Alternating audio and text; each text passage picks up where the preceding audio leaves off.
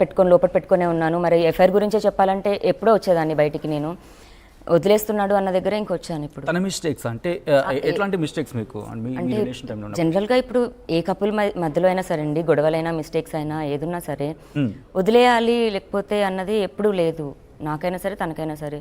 మరి తనకి ఇప్పుడు ఎందుకు వచ్చిందో మరి తెలీదు. 2014లో మీ రిలేషన్ స్టార్ట్ అయిందని ఎలా ఉండింది? స్టార్టింగ్ డేస్లో ఎలా ఉండేది?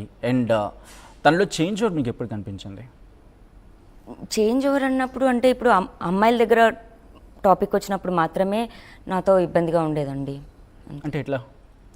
ఇప్పుడు ఎవరైనా మా అమ్మాయిలు కనెక్ట్ అవుతుంటారు కదా, అప్పుడే నాతో గొడవలు అవుతూ ఉండేవి, నేను గొడవ పడేదాన్ని. అంటే హీరో కాక ముందా లేకపోతే హీరో అయిన తర్వాత? హీరో అయిన తర్వాతే అండి. హీరో అయిన తర్వాత కూడా మీరు కలిసి ఉన్నారా? How long? ఇప్పటి వరకు. బట్ తనంటుందైతే మాత్రం మీరు కలిసిలేము, చాలా రోజులు. ఏం ప్రూవ్ చేయాలండి? బట్ అది కూడా తనే. అదే అండి, ఒకే ఇంట్లోనే ఉన్నాము. ఇంకా ఒకే ఇంట్లో ఉన్నారు. ఒకే ఇంట్లో ఉన్నాము. మీరు అంటే సిచ్యువేషన్స్, మీరు 2014 నుంచి అంత డీప్ లవ్లో ఉన్నారు, మ్యారేజ్ ప్రపోజల్ కూడా చేశారన్నారు. కానీ సో మ్యారేజ్ చేసుకున్న సందర్భాన్ని కూడా మీరు చెప్పారు. మే 11th అతని బర్త్డే, నా బర్త్డేనే నాకు మన మ్యారేజ్ డే అవ్వాలి అని అతని నోటి నుంచే వచ్చింది. ICDS. సో గచ్చిబౌలిలో ఎల్లమ్మ టెంపుల్ ఉంది, అక్కడే తాళి కట్టాడు. అండ్ ఫ్యామిలీస్కి చెప్దామన్నాడు. ఒక 3 months తర్వాత 2 ఫ్యామిలీస్కి చెప్పాము. అండ్ కలిసి ఉంటున్నామని తెలుసు, డే 1 నుంచే తెలుసు. అండ్ కొంచెం మనీ అలా సేవ్ చేసుకున్నాక అఫీషియల్గా మంచిగా చేసుకుందాము అన్న ప్లాన్లోనే ఉండింది. సో పెళ్లి చేసుకున్న సందర్భంలో మీ ఇద్దరే ఉన్నారా, ఇంకెవరైనా ఉన్నారా అక్కడ? ఇద్దరమే ఉన్నామండి. మీ ఇద్దరు పెళ్లి చేసుకున్నారు. ఓకే. సో అదొక ప్రామిస్ లాగా మా ఇద్దరికి మాత్రమే. అది కూడా ఇప్పుడు సొసైటీ అన్నో లేకపోతే అంటే రిజిస్టర్ అనే థాట్ ఉండేది. అండ్ ఇలా వదిలేస్తాడు అని కూడా నాకు తెలీదు, ఎప్పుడూ ఆ థాట్ రాలేదు. ఉండుంటే నిజంగానే అతను అన్నట్టు మనీ వేసుకోవడమో లేకపోతే వెనకాల ఏదో వేసుకోవడమో లేదా సేవ్ చేసుకోవడం అన్న చేసుంటే అయినా నిందలు యాక్సెప్ట్ చేసేదాన్ని. సో మ్యారేజ్ అనగానే ఒక లవబుల్ మూమెంట్ ఎవరికైనా తీసుకుంటాం. అవును, డెఫినెట్గా మేము అప్పుడు తీసుకోవడం అనేది అయితే జరిగింది. కానీ నా ఫోన్ ఈ మధ్య గొడవ జరుగుతున్న దాంట్లోనే 2 times ఫార్మాట్ చేశాడు. సో మా హార్డ్ డిస్క్లో ఎక్కడో ఉంటాయి, ఖచ్చితంగా అయితే ఉంటాయి. సో తన దగ్గర ఉంటాయి, మీ దగ్గర ఉంటాయా? ఇద్దరి దగ్గర ఉంటాయి. సో అంటే చాలా సందర్భాల్లో మనం చూస్తుంటే రెగ్యులర్గా అయితే మాత్రం పెళ్ళి అనగానే అఫ్కోర్స్ ఏదైనా ఈవెంట్, అఫ్కోర్స్ చిన్న బర్త్డే పార్టీస్ అయినప్పుడే సెల్ఫీస్ తీసుకొని గూగుల్ డ్రైవ్లోనే లేకపోతే అదే టెంపుల్లోనే అక్కడే ఇలాగే తీసుకున్నామండి. 3 photos ఏమో అప్పుడే తీసుకున్నాము. అండ్ లాంగ్ ఇయర్స్ బ్యాకప్ అండి, వెతుకుతాను ఒకసారి.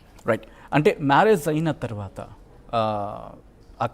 కంటిన్యూటీలో ఎప్పుడు డిఫరెన్సెస్ స్టార్ట్ అయ్యాయి మళ్ళీ మీకు? ఎప్పుడు లేదండి. పొద్దున్న లెగిస్తే నేను అతని మొహం చూడకుండా ఉండలేను, అతను బయటికి వెళ్తే నా మొహం చూడకుండా వెళ్ళడు. బట్ ఎందుకు మరి అంత డిఫరెన్సెస్ లేనప్పుడు ఎందుకు ఇక్కడ వరకు రావాల్సి వచ్చింది లావణ్య? టు బి హానెస్ట్, మాకు జరుగుతున్న గొడవలు కానీ కేసెస్ కూడా ఇంపాక్ట్ అయితే ఉంది, నేను కాదని అనను. ఇంకా పరిస్థితుల ప్రభావాలు కూడా అలా వచ్చాయి అన్నీ. అండ్ మాల్వి ఇష్యూ చాలా ఇంటెన్స్ అయ్యింది. అంటే ఎస్, మాల్వి ఇష్యూస్ మీరు తీసుకొచ్చారు, అంటే మాల్వితో రిలేషన్లోకి వెళ్ళారనే మాట మీరు అంటున్నారు. అది మీకు ఎప్పుడు తెలిసింది?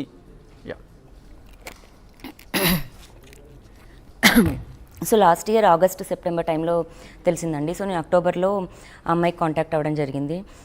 అంటే అంతకుముందు తనకి ఎవరికి ఉన్నా సరే నేను కాంటాక్ట్ అయ్యేదాన్ని, బికాజ్ నేను బయట ప్రపంచం తెలియదు కాబట్టి నేను ఉన్నానని తెలుసా నీకు బికాజ్ అని కాంటాక్ట్ అయ్యేదాన్ని.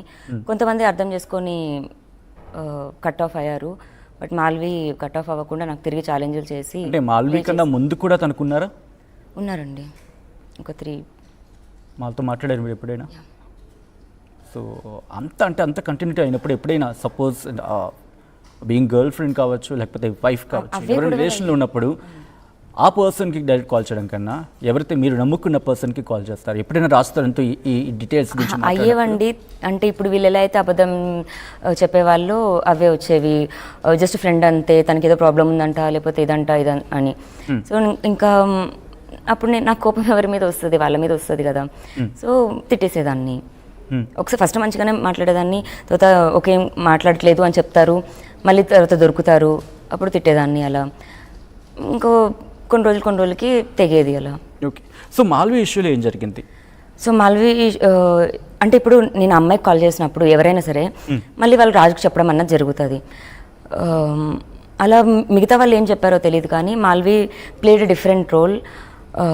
ఇవి నాకు చెప్పకు రాజ్ కన్నా నాతో డిస్కస్ చేసి కొన్ని రాజ్కి డిఫరెంట్గా చెప్పడం వల్ల నాకు రాజ్కి ఇంకెక్కువ విభేదాలు జరిగాయి. అండ్ లేటర్ నాకు తెలిసింది she wanted him, that's the reason maybe she's doing it అని నాకు అనిపించింది.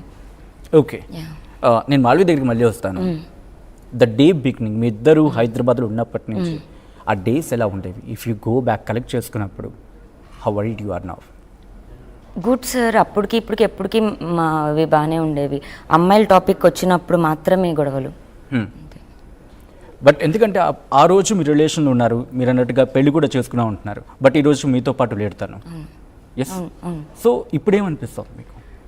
ఆ రోజు మాల్వి లేదు కదా సార్, ఇప్పుడు మాల్వి ఉంది. బట్ వాళ్ళంటుంది ఏంటంటే మా ఇద్దరికి రిలేషన్షిప్ సార్ ఇప్పుడు ఏమీ లేకుండా నేను వచ్చి ఇంతవరకు వచ్చి నేను ఒకటి అబద్ధం ఎందుకు చెప్తాను. అండ్ రైట్, మాల్వి మల్హోత్రా విషయం మీకు అంటే ఏ విషయంలో డౌట్ వచ్చింది? అంటే ఇప్పుడు రాజస్థాన్తో మాట్లాడే ప్రయత్నం చేశారా? అండి, ఎందుకంటే ఇప్పుడు మనిషి నాకు ఏంటి అన్నది ఇన్ అండ్ అవుట్ చాలా క్లోజ్గా చూసిన మనిషిని. షూటింగ్కి వెళ్ళేసి వచ్చిన తర్వాత మామూలుగా నాకు తెలిసిన రాజ్ తరుణ్ అయితే వస్తాడు, స్నానం చేస్తాడు, ల్యాప్టాప్ పెట్టుకొని సిరీస్ ఏదో చూస్తాడు, తింటాడు, పడుకుంటాడు. అది కాకుండా రొటీన్ జరిగేది కాకుండా మారినప్పుడు తెలుస్తుంది కదా నాకు అతని బిహేవియర్ చేంజ్ కనిపించింది అమ్మాయిలు వచ్చినప్పుడు. ఓకే, సో రాజ్ తరుణ్తోని అంటే మీరు హైదరాబాద్ వచ్చినప్పుడు ఫైనాన్షియల్ ఎట్లా సపోర్ట్ మీకు? స్టార్టింగ్ డేస్లో మా పేరెంట్స్ నాకు ఇచ్చేవారు, తన పేరెంట్స్ తనకి. ఇంకా అప్పుడు చిన్నపిల్లలం కదండి మేము, వీఆర్ 19-20 అప్పుడు అలా. సో లావణ్య తను ఒక ఫిల్మీ బ్యాక్గ్రౌండ్లో తను ఇప్పుడు ఒక హీరో పొజిషన్కి వెళ్ళాడు. సో మీరు కూడా ఎప్పుడైనా ట్రై చేద్దాం అనుకున్నారా, లేకపోతే మీ సినారియో ఏంటి ఆ టైంలో?